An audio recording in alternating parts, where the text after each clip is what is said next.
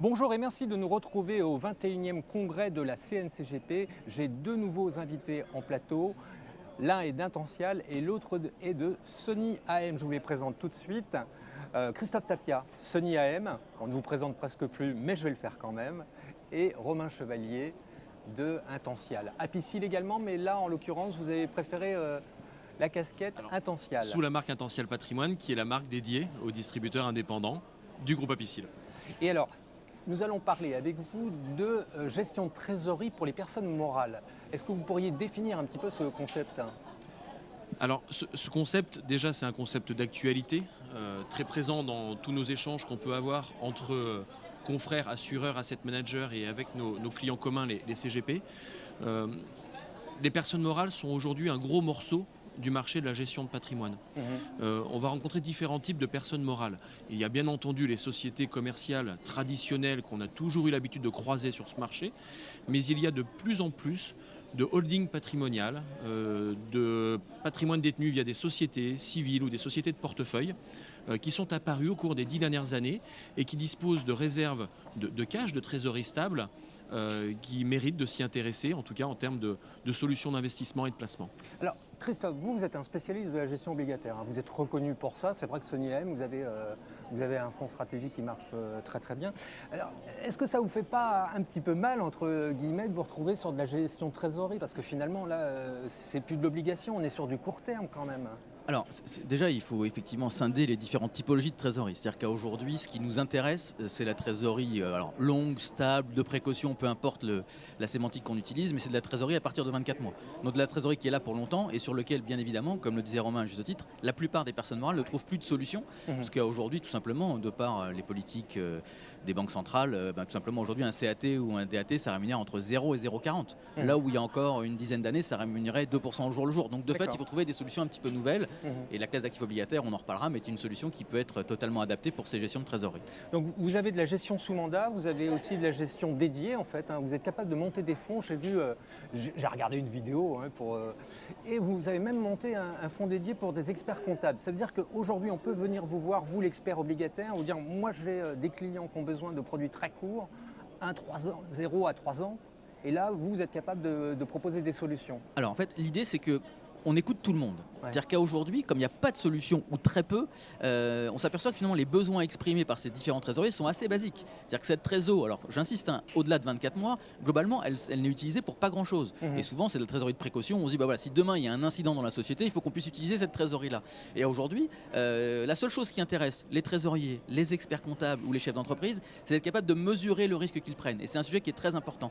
Un peu comme on l'avait sur l'abandon de la garantie en capital pour les fonds en euros. C'est-à-dire que l'abandon de la garantie en capital, que ce soit pour une personne morale ou pour une personne physique, on a compris que c'était un peu traumatisant. La seule chose, c'est d'expliquer finalement comment on réduit ce traumatisme de l'abandon de la garantie en capital en trouvant des solutions sur lesquelles on peut mesurer le risque. Et aujourd'hui, force est de constater que la classe d'actifs obligataires, quand on travaille de façon simple, comme on le fait chez Sony, avec des obligations du secteur privé émises en euros et en faisant du portage, mais en tout cas, ce sont des solutions qui permettent de mesurer le risque pris et donc de fait de pouvoir avoir une solution qui est tout à fait adaptée pour ces différents besoins de chefs d'entreprise. Alors Romain, j'en reviens à vous parce que vous avez une nomenclature avec quatre offres précises. Il y en a 2 pour toutes les personnes morales et 2 qui sont pour les sociétés non commerciales. Alors je vais m'intéresser aux non commerciales parce que c'est les plus intéressantes et là il y a une petite pépite, c'est Apicil Assurance.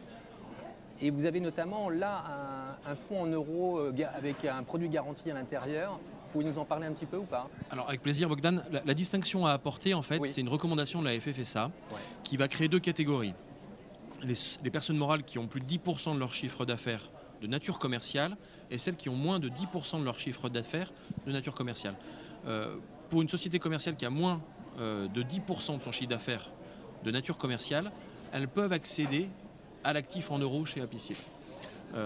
On a une solution effectivement chez Apicil Assurance, c'est de donner accès partiel, aujourd'hui plus aucune compagnie ne donne accès à 100% à un fonds en euros, un accès partiel au fonds euro Apicil avec des tarifications qui peuvent être adaptées en fonction de la taille du dossier pour héberger une partie de la trésorerie de l'entreprise.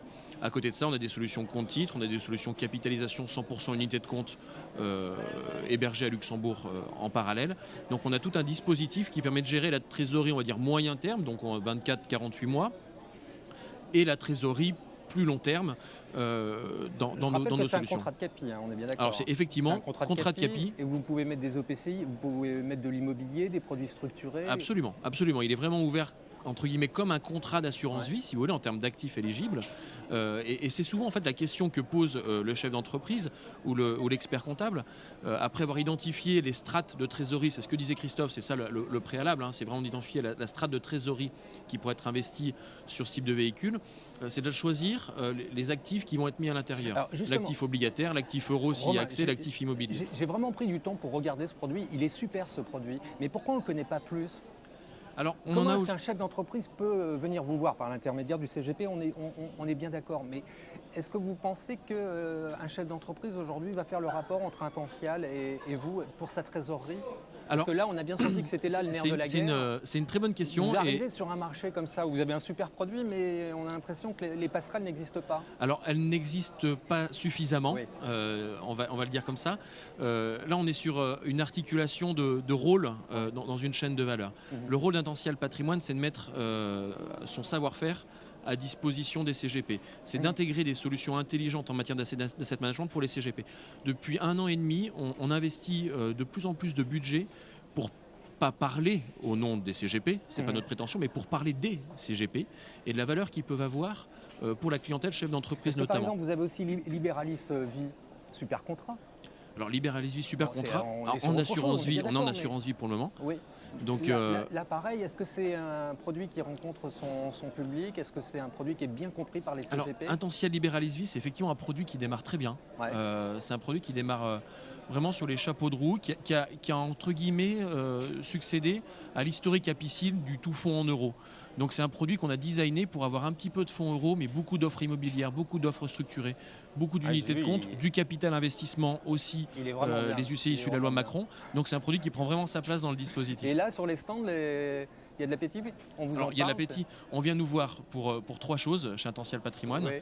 Le marché des personnes morales, bien évidemment. Donc après, on partage les fiches avec Christophe en bon compère. La participation aux bénéfices différés, on a un contrat particulièrement performant sur ce sujet-là. Et Intential Liberalis Vie, qui est un vrai couteau suisse et qui rassemble le meilleur de nos savoir-faire. Très bien, pour terminer, alors moi ce que j'ai retenu, c'est chez vous Christophe, dans une vidéo, il a fait une interview, il en fait beaucoup Christophe, donc il parle beaucoup à la presse. On est prudent, on est court, et la notion de manque à gagner ne nous effraie pas. Qu'est-ce que ça veut dire ?